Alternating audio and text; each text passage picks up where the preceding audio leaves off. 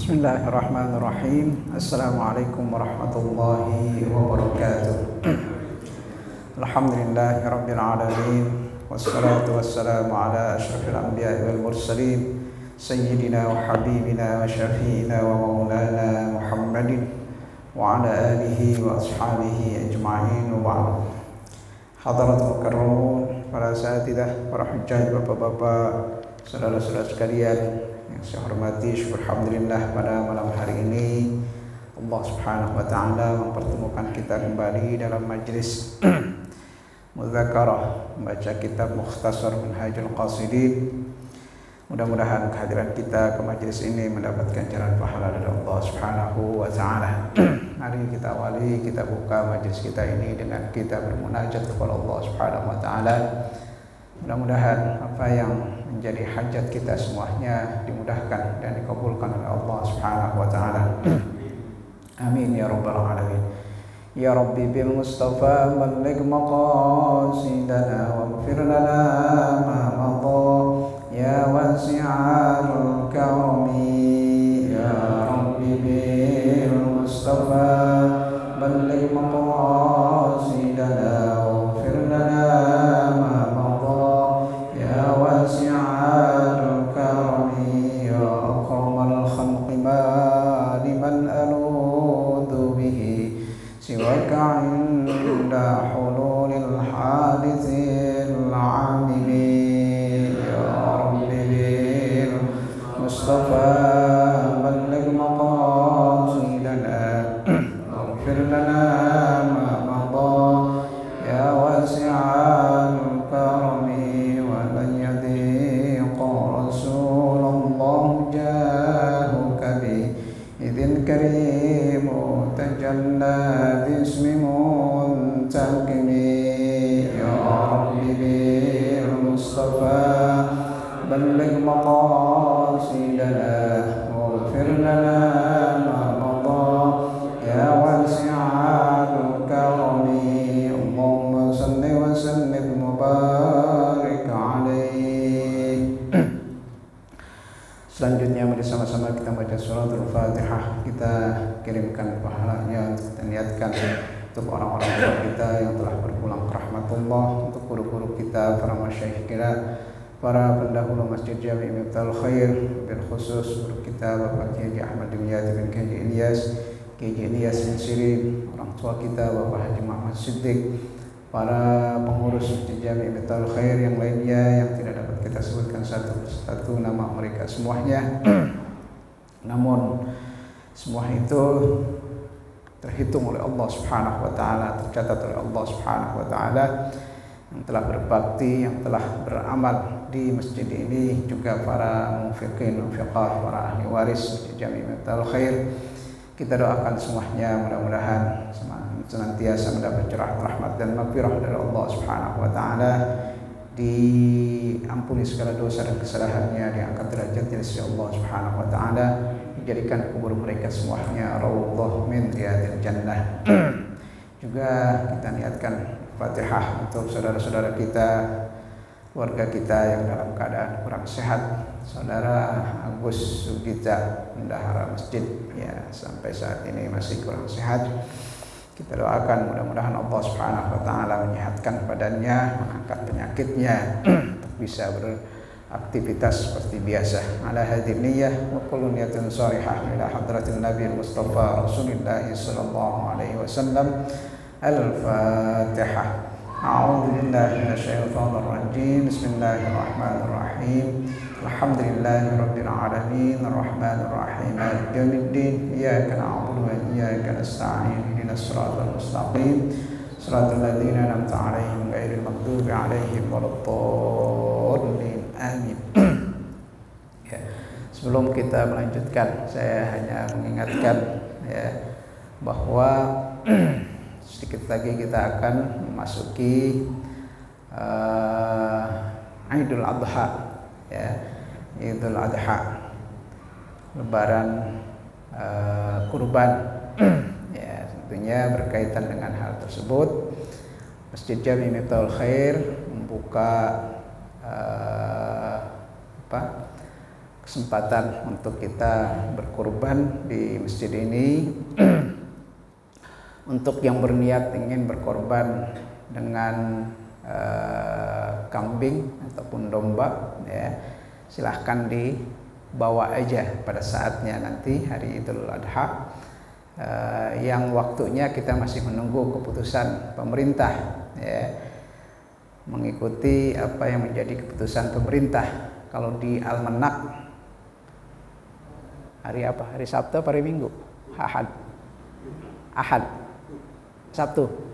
Sabtu. Ya. Cuma konon akan ada sidang isbat pada tanggal 29 Juni, ya, bertepatan dengan 29 Dzulqa'dah. Ya, Dzulqa'dah. Nantinya, ya, kita nggak tahu apa yang menjadi keputusan pemerintah, apakah, ya, Lebaran hajinya hari Sabtu, ya, atau hari Ahad.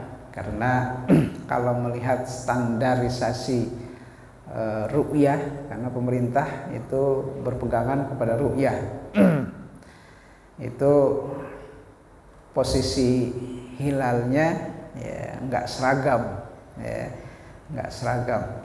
Ya, kita ikuti aja apa yang menjadi keputusan pemerintah untuk Idul Adha yang akan datang. Yang jelas perihal dengan kurbannya, ya, buat yang berniat untuk berkorban dengan kambing ataupun domba, ya, silahkan dibeli sendiri. Kemudian pada saatnya nanti, ya, silahkan dibawa di masjid ini untuk kita sembelih bersama-sama. Kemudian untuk yang berniat berkorban dengan urunan sapi, ya, kalau mau niat satu sapi sih nggak apa-apa, ya, satu sapi nggak apa-apa, bawa aja sapinya sini nanti pada hari haknya. Nah, tapi kalau yang mau urunan, karena untuk satu ekor sapi itu bisa, ya, berkurban dengannya, ya, 7 orang, ya, artinya yang urunan dengan 7 orang itu, ya, bisa membeli seekor sapi, ya, sapi. Nah, urunannya berapa? Ya, urunannya berapa? Kemarin pengurus juga, ya, menanyakan, dan saya sempat diinformasikan di sekolah Azhari itu kurban sapinya urunannya itu 4 juta rupiah, ya, untuk pasaran saat ini. Hewan sapi itu urunannya sekitar itu, ya, sekitar itu. Yang istilahnya sapinya yang pantas dipotong, ya. Ada yang kalau mau urunan narang misalnya 2,5 juta atau 3 juta ada, ya, cuman takutnya ntar dibawa ke sini kekecilan, ya, jadi pertanyaan gitu. Jadi yang pantas harganya untuk bisa kita kurban urunan sapi itu di kisaran harga 4 juta per orangnya. Jadi kalau 7 orang, ya, berarti 4 kali 7 28, ya, artinya untuk ukuran sapi 28 juta, ya, 27 sampai 28 itu ya pantas lah untuk, ya, berkurban, untuk dijadikan kurban. Itu saja sebagai informasi, ya, buat jamaah yang berniat ingin berkorban di tahun ini.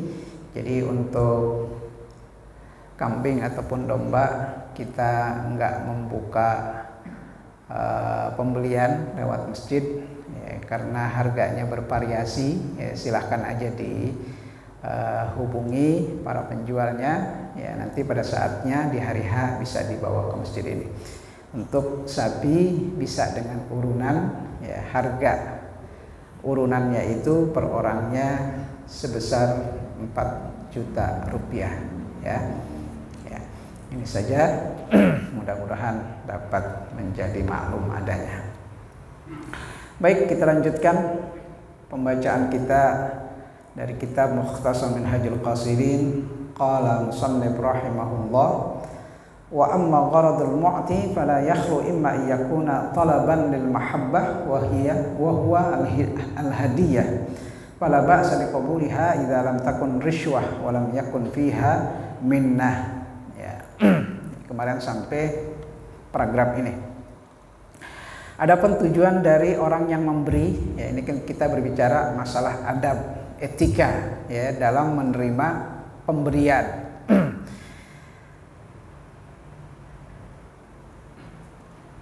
Dalam paragraf ini disebutkan tujuan orang memberi. Ya. Tujuan orang memberi sesuatu itu kan banyak tujuannya. Ya.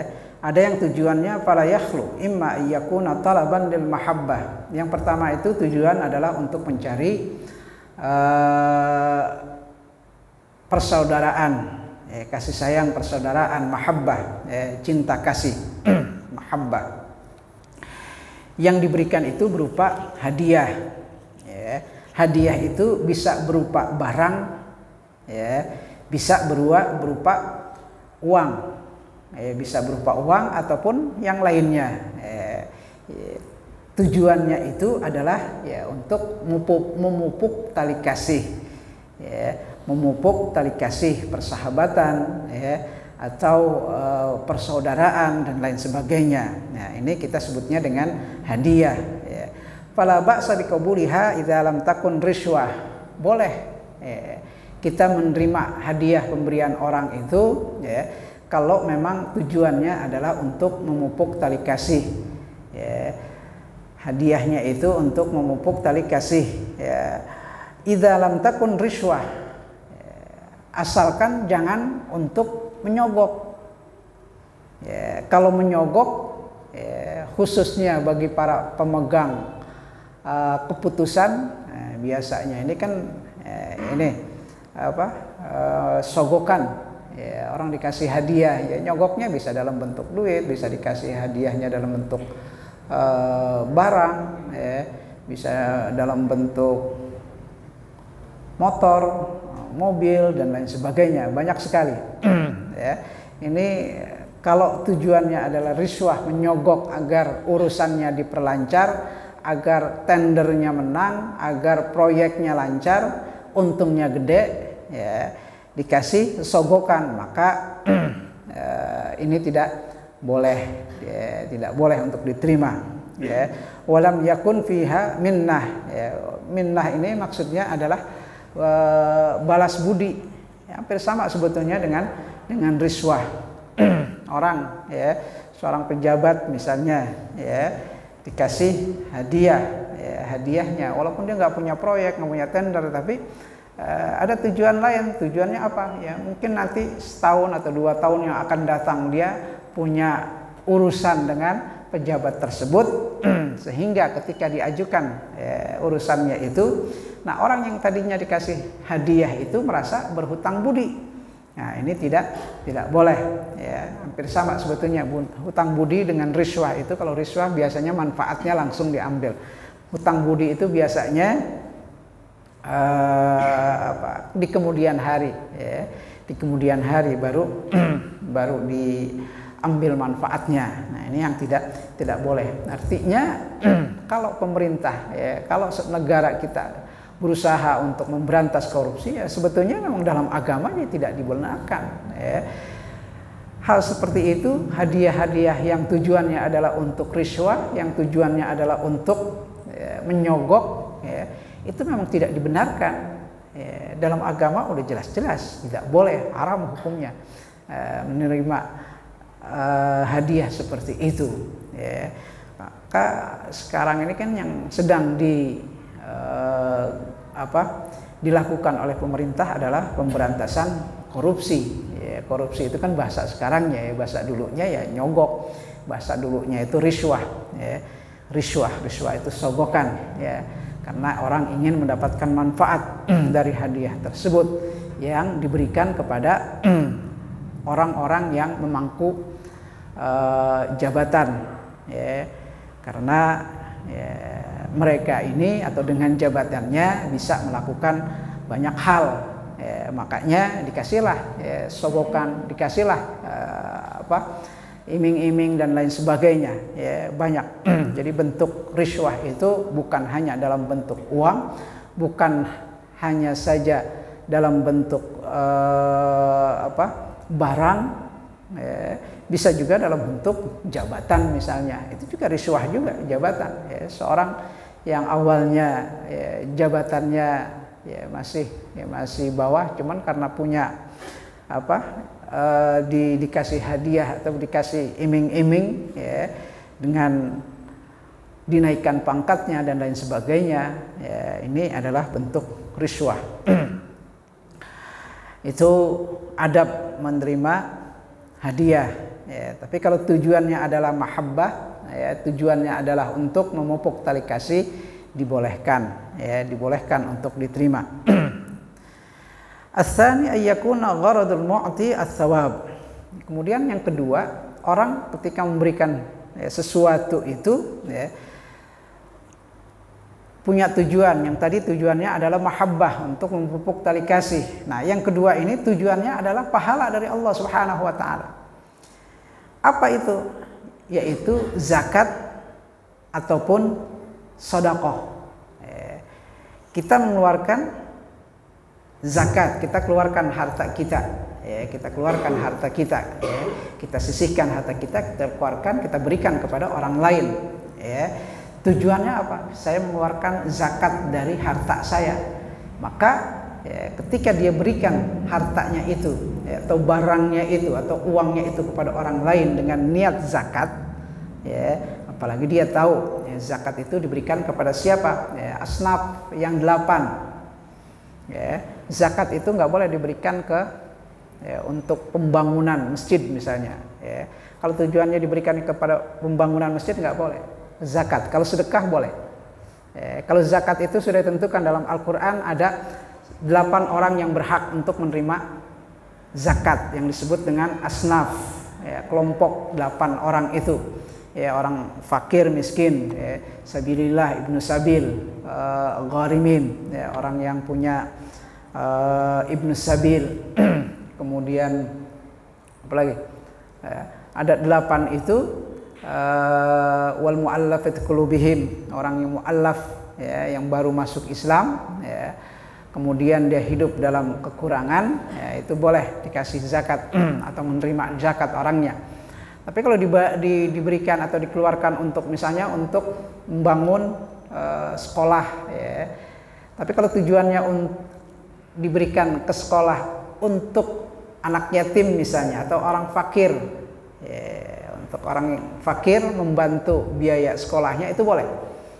Tapi kalau semata-mata diberikan ke sekolah, ataupun pembangunan sekolah, itu bentuknya adalah sedekah, sedekah.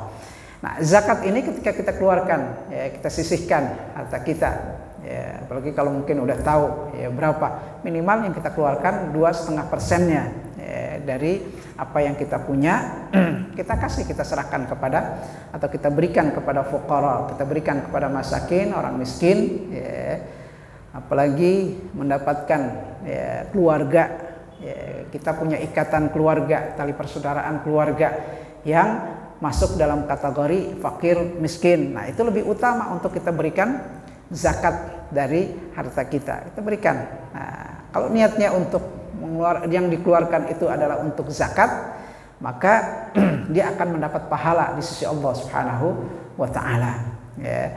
Kemudian ataupun sedekah, kita keluarkan sedekah, kita infakkan. Kalau kita bilang infak dan sedekah, infak sedekah itu di luar zakat, di luar zakat kita keluarkan, imma kita berikan ke masjid, kita berikan di sekolah, kita berikan ke panti sosial, dan lain sebagainya. Tujuannya adalah untuk sedekah, sedekah, maka yang dikeluarkan itu akan mendapatkan pahala di sisi Allah Subhanahu wa taala. Maka tujuan gharadul mu'ti, artinya tujuan orang mengeluarkan hartanya itu atau memberikan hartanya tersebut adalah untuk mengharapkan thawab, mengharapkan pahala dari Allah Subhanahu wa taala, yaitu dalam bentuk pengeluaran zakat dan sedekah. Fa alaihi ayyanzura fi sifati nafsi hal huwa mustahiq am la. Nah, kemudian dari sisi orang yang menerima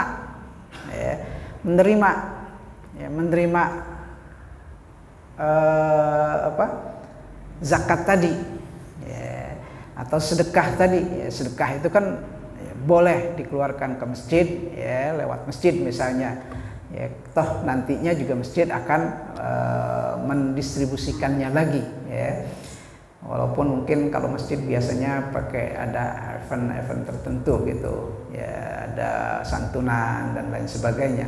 Kalau mau dikasih langsung, sedekah itu boleh, sedekah. Nah, orang yang menerima sedekah, etika dari orang yang menerima sedekahnya itu, dia mesti harus melihat dirinya dulu, apakah dia ini termasuk orang yang berhak untuk menerima zakat ataupun sedekah tersebut. Kalau dia masuk dalam 8 golongan yang disebutkan dalam Al-Quran, silahkan terima zakat tersebut. Itu. Fa in ishtabaha alaihi fa huwa mahallu subhah wa in kana sadaqah fa kana al-mu'ti innama yu'tihi lidinihi falyanzur ila batinihi fa idza kana muqarifan li ma'siyatin fi sirr ya'lam anna al-mu'ti law 'alima bidzalika la nafara tab'uhu wa lamma taqarraba ila Allah bis sadaqah alaihi.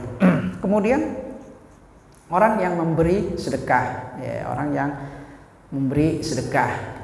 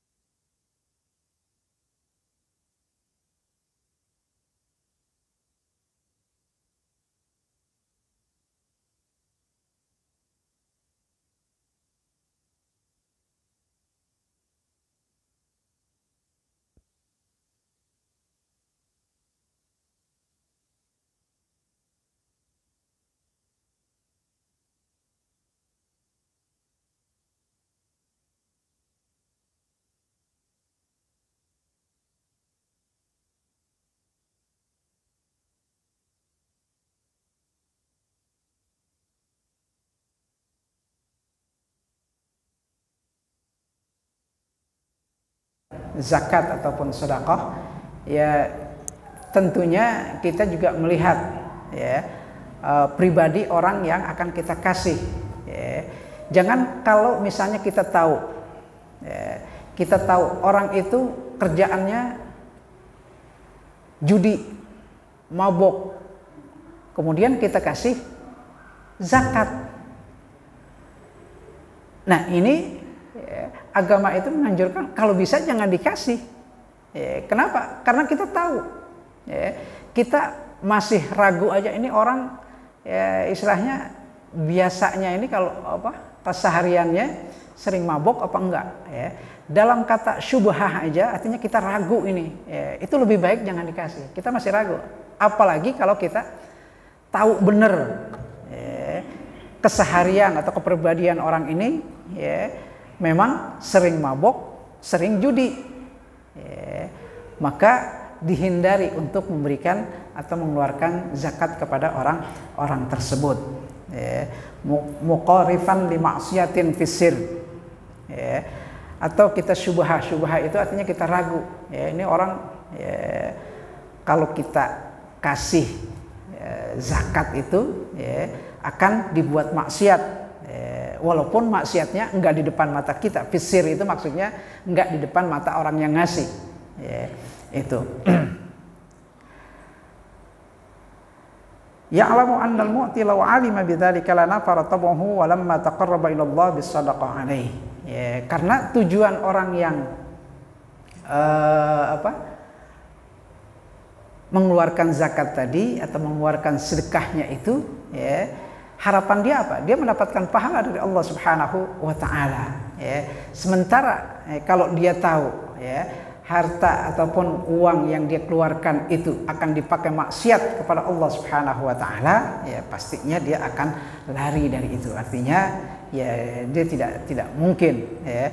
Artinya dia akan berputus asa untuk mendapatkan pahala dari Allah Subhanahu wa taala. Karena apa? Karena ya uang yang dikeluarkan ataupun harta yang dikeluarkan yang niatnya untuk mendapatkan pahala di sisi Allah Subhanahu wa taala, tapi karena salah alamat dikasihnya kepada orang yang maksiat kepada Allah Subhanahu wa taala, tidak memberi pahala kepadanya. Ya, karena seorang kalau memberikan hadiah atau mengeluarkan zakat misalnya, zakat ataupun sedekah, kemudian orang yang menerimanya itu, ya, orang yang menerima itu, orang yang mengeluarkan zakatnya aja ketika dikeluarkan dia udah mendapat pahala. Ya. Plus ya, kalau uang zakatnya itu yang dikasihkan tadi digunakan untuk ketaatan kepada Allah Subhanahu wa taala, untuk ibadah kepada Allah Subhanahu wa taala, dia akan mendapat pahala tambahan lagi. Ya, dia akan mendapat tambahan pahala lagi jika yang dikeluarkan itu digunakan untuk ibadah kepada Allah Subhanahu wa taala itu, ya.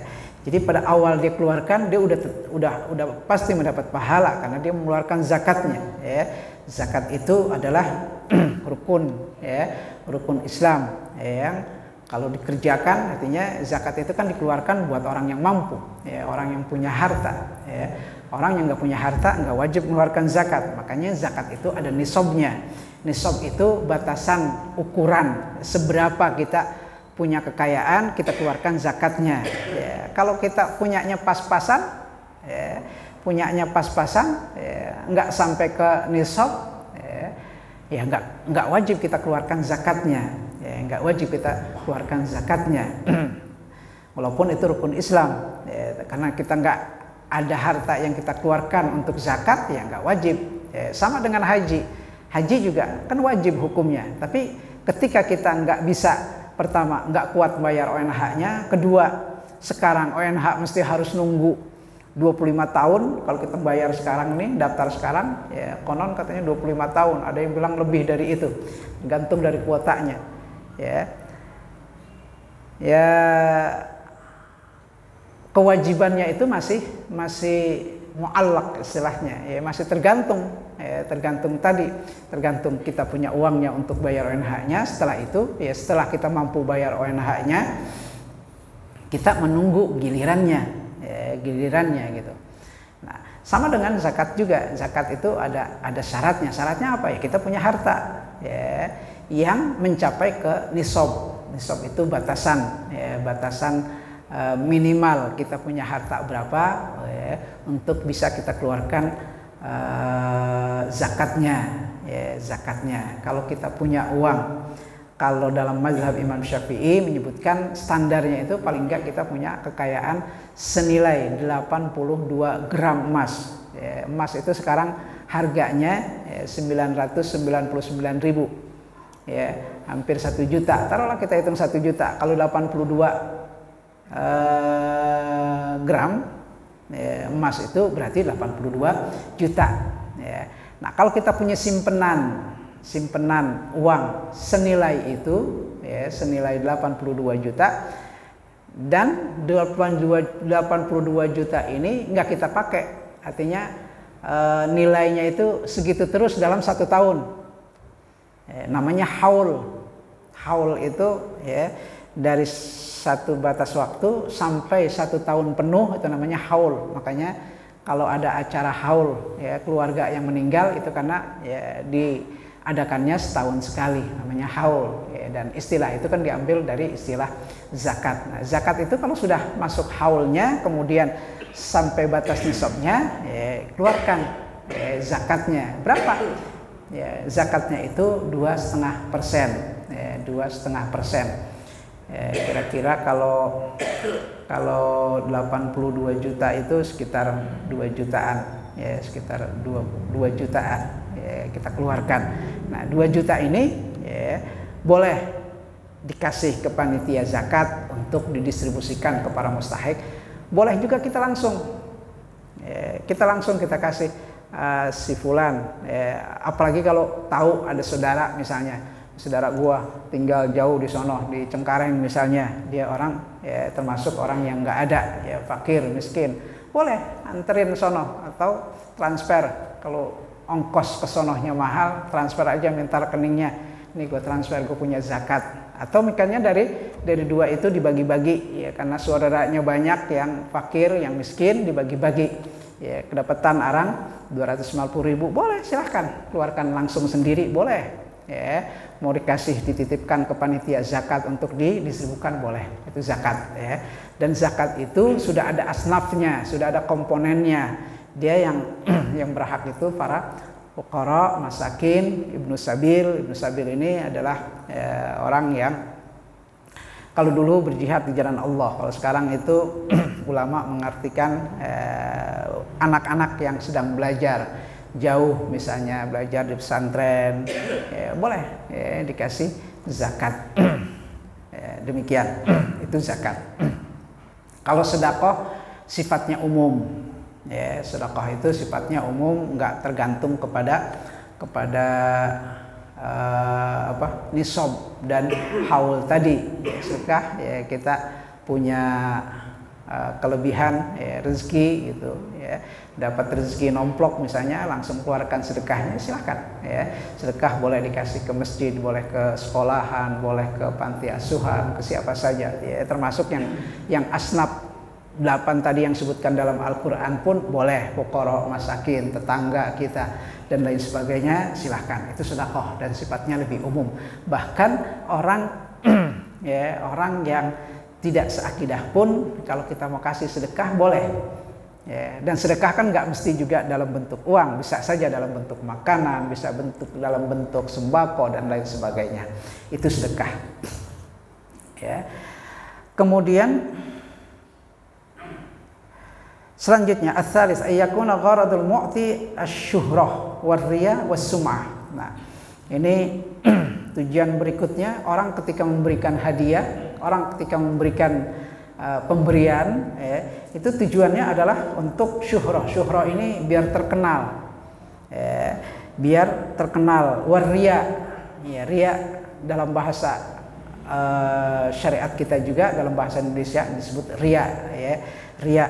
Was-sum'ah, ya, sum'ah itu biar tenar, terkenal, tenar, hampir sama juga, ini satu rumpun.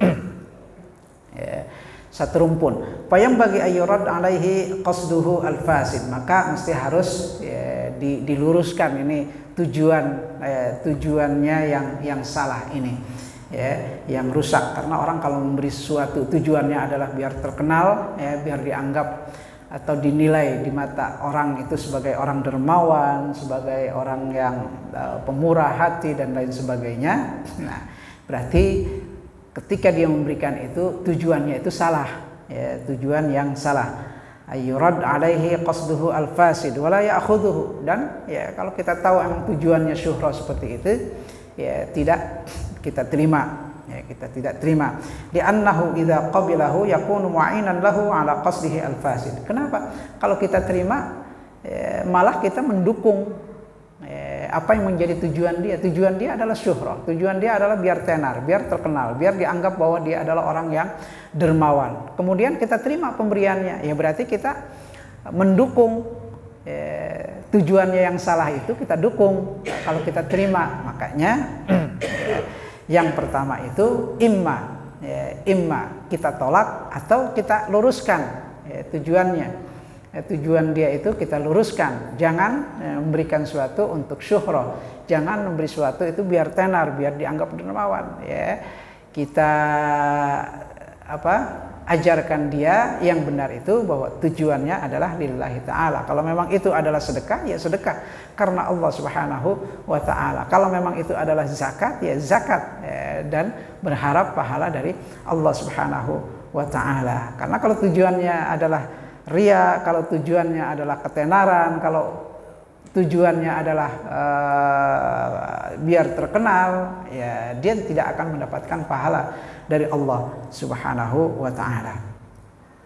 Wa amma gharaduhu fil akhdh falyanzur ahuwa muhtaj ilaihi aw mustaghnin an. Kemudian dalam hal ini dari segi orang yang menerimanya, itu ya mesti harus dilihat apakah dirinya orang yang butuh dari pemberian tersebut atau tidak. Apakah dia butuh dari pemberian tersebut atau dari hadiah tersebut ataupun tidak. Fa in kana mustaghniyan lam ya'khudhuhu. Kalau dia merasa bahwa dia tidak butuh dari apa yang diberikan tersebut, yang enggak perlu diambil, enggak usah diambil. Wa in kana muhtajan ilaihi wa qad sallama min asy-syubh wal afat allati dzakarna fal afdal lahu al-akhdh.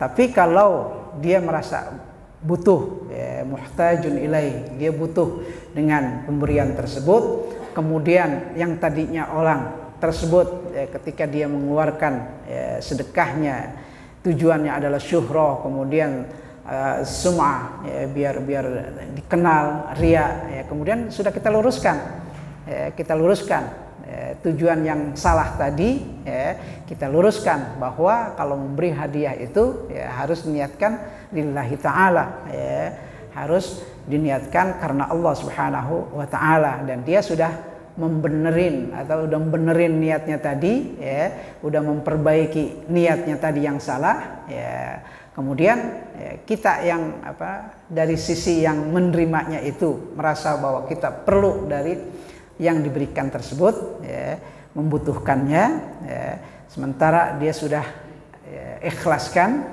pemberiannya itu karena Allah Subhanahu wa ta'ala, fal afdal lahu al-akhdh, maka dalam hal tersebut baiknya diterima, karena dia sudah memperbaiki niatnya yang salah tadi, yang tadinya pengen tenar, yang tadinya pengen dianggap atau disebut sebagai orang dermawan, yang tadi niatnya ria, dan lain sebagainya, sudah diluruskan, sudah dibenarkan bahwa yang diberikan itu adalah diniatkan lillahi ta'ala, kemudian dari sisi orang yang menerimanya itu merasa bahwa dia butuh dari pemberian tersebut, maka sebaiknya memang diterima. Tapi kalau memang sudah tetap dia masih berkeinginan bahwa tujuan dari hadiah yang diberikannya itu adalah untuk syuhra, untuk riya, untuk sum'ah, ya nggak perlu diambil, nggak usah diambil gitu. Gimana kalau udah dibenerin gitu, dia secara zahir, dia mau, artinya dia menyatakan bahwa saya ikhlaskan pemberian saya ini karena Allah Subhanahu wa ta'ala, dalam ucapannya demikian, tapi hatinya masih tetap dia ini niatnya memang untuk syuhra, untuk riya, untuk sum'ah. Gimana? Ya masalah hati kita nggak bisa menilainya. Kita nggak bisa menilai, kita yang bisa kita nilai apa yang dinyatakan oleh orang tersebut. Kalau dia sudah menyatakan bahwa saya ikhlas memberikan ini karena Allah Subhanahu wa ta'ala, sementara hatinya masih tetap kekeh bahwa tujuan dia adalah untuk sum'ah, untuk bisa dikenal, untuk bisa dinyatakan sebagai orang yang dermawan dan lain sebagainya, ya itu untuk urusan itu udah urusan antara dia dengan Allah Subhanahu wa ta'ala. Kalau hatinya demikian, tapi ucapannya udah benar, hatinya masih belum benar, yaitu urusan dia dengan Allah Subhanahu wa ta'ala. Allah Maha tahu. Kalau memang dia benar antara apa yang diucapkan dengan hatinya, ya Allah akan berikan pahalanya. Kalau memang tujuannya adalah dunia, sum'ah, ketenaran ataupun keterkenalan, tujuannya dalam memberikan hadiah seperti itu, ya dia akan mendapatkan ketenarannya, dia akan mendapatkan syuhrahnya, dia akan mendapatkan riyaknya, tapi dia tidak akan mendapatkan pahala di sisi Allah Subhanahu wa ta'ala. Itu. Lima ruya an Umar radhiyallahu ta'ala anhu anna Nabi sallallahu alaihi wasallam qala ma ja'aka min hadzal mal wa anta ghairu musrifin wala sa'irin fakhudhu wa ma la fala tabi'hu nafsuka. Ada hadis yang diriwayatkan dari Rasulullah sallallahu alaihi wasallam, hadisnya hadis sahih muttafaq alaih, diriwayatkan oleh Imam Bukhari dan Muslim yang menyebutkan bahwa jika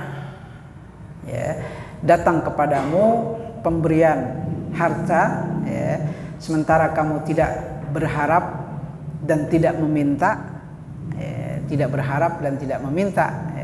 tiba-tiba ada yang datang ngasih duit segepok, merah-merah lagi, segepok. Kalau segepok paling enggak itu kan 5 juta, 10 juta kan gitu. Kalau satu iketan itu ya 10 juta biasanya kalau yang ikat bank. Datang konyong-konyong datang, ngasih hadiah 1 gepok duit.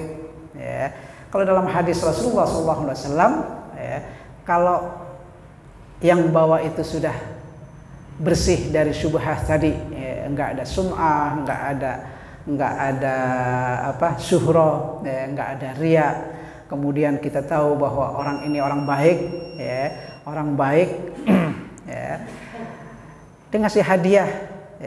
Kata Rasulullah SAW, fakhudha, ambillah. Kalau memang karena kita juga enggak berharap dan enggak minta. Emang orang itu datang untuk mengasih hadiah tanpa diminta. Kata Rasulullah SAW, terimalah, ambillah, fakhudhu. Wa fi hadisin akhar, man ja'ahu min akhihi ma'ruf min ghairi israf wala mas'alatin falyaqbalhu wala yaruddahu.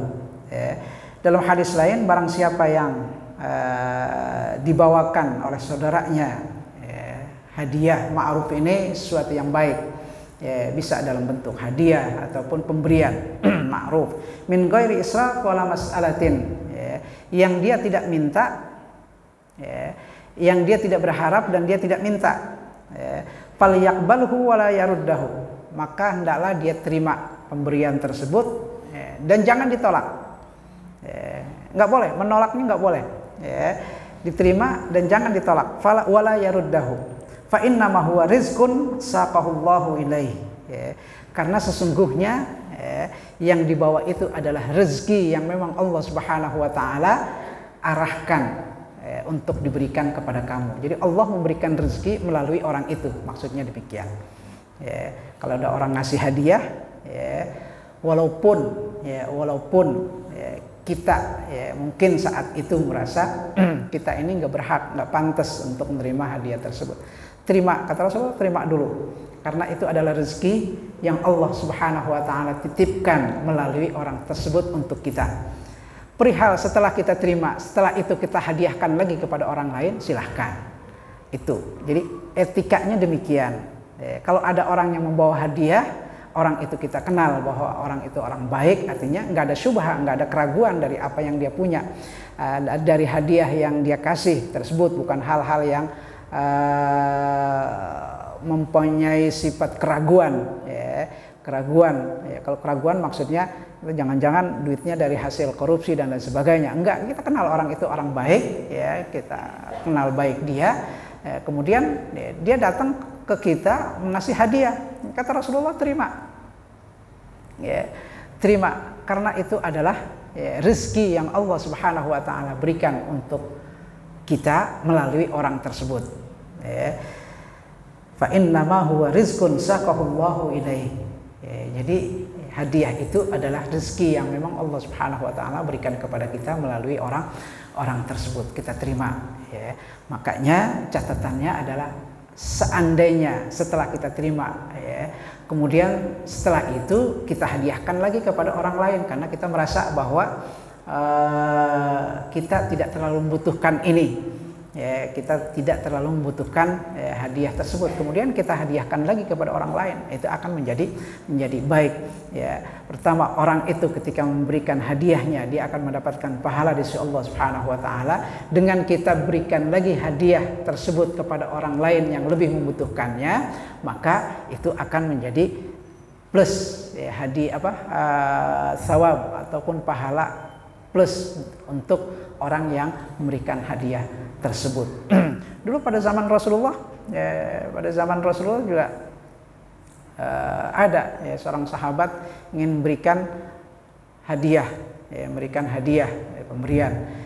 Kemudian dikasihlah kepada si Fulan, si Fulan ini dia terima pemberiannya, kemudian dia merasa bahwa dia nggak pantas menerima hadiah ini, masih ada orang yang lebih membutuhkan, akhirnya dikasih. Di mata dia orang yang lebih membutuhkan itu adalah si B misalnya, dianterinlah ke rumah si B pemberian hadiah tersebut. Kemudian setelah itu si B ini dia terima pemberiannya tersebut. Kemudian dia merasa bahwa pemberian ini, bahwa dia itu adalah orang yang tidak pantas untuk menerima hadiah tersebut, dan dia merasa masih ada orang yang lebih pantas lagi untuk menerima hadiah tersebut. Dalam pandangan si B ini, orang yang lebih pantas menerima hadiah tersebut adalah si C, maka dianterinlah hadiah itu kepada C. C dari C ke D ke, terus berputar sampai akhirnya hadiah itu balik lagi kepada orang yang memberikan. Nah, itu. Jadi dulu pada zaman Rasulullah itu ya orang merasa bahwa ketika mendapatkan hadiah tetap dia akan terima hadiah itu. Setelah itu dia menilai dirinya, saya pantas enggak. Kalau dia pantas ya diterima karena memang itu sudah menjadi milik dia karena sudah diberikan kepadanya. Tapi ada kisah yang tadi itu bahwa sahabat yang menerima hadiah itu merasa bahwa dia kurang pantas untuk menerimanya. Akhirnya hadiahnya itu dikasih ke orang lain yang dianggap lebih pantas. Terus sampai muter itu. Pemberian tersebut, barang tersebut muter akhirnya sampai balik lagi ke orang yang memberi pertama. Nah, itu. Jadi inilah etika ketika kita menerima hadiah atau pemberian orang lain, Ini saja untuk malam ini, kita lanjutkan pembahasannya dalam minggu yang akan datang. Mudah-mudahan yang kita baca membawa manfaat kepada semuanya. Amin ya rabbal alamin. Ya arhamar rahimin, ya arhamar rahimin, ya arhamar rahimin, farij 'alal muslimin, ya arhamar rahimin, ya arhamar rahimin, ya arhamar rahimin, farij 'alal muslimin. Wa'fu 'anna ya Allah, wa'fu 'anna ya Karim, wa'fu 'anna ya Rahim, rahmatika ya arhamar rahimin. Allahumma ja'al jam'ana hadha jam'an mubaraka wa ja'al tafarruqana min ba'dihi tafarruqan ma'suman. Allahumma nawwir qulubana bi nuri hidayatika kama nawwarta al-ardha bi nuri shamsika wa qamarika abadan abadan. Allahumma ja'alna mimman yastami'una al-qawla fayattabi'una ahsana. Allahumma nawwir qulubana bi nuri hidayatika kama nawwarta al-ardha bi nuri shamsika wa qamarika abadan abadan. Rabbana zalamna anfusana wa in lam taghfir lana wa tarhamna lanakunanna minal khasirin. Rabbana atina fid dunya hasanah wa fil akhirati hasanah wa qina adzaban nar. Wa sallallahu ala sayyidina Muhammadin nabiyil ummi wa ala alihi washabbihi wasallam. Subhana rabbika rabbil izzati amma yasifun wa salamun alal mursalin walhamdulillahi rabbil alamin. Wal 'afwu minkum. Assalamu alaikum warahmatullahi wabarakatuh.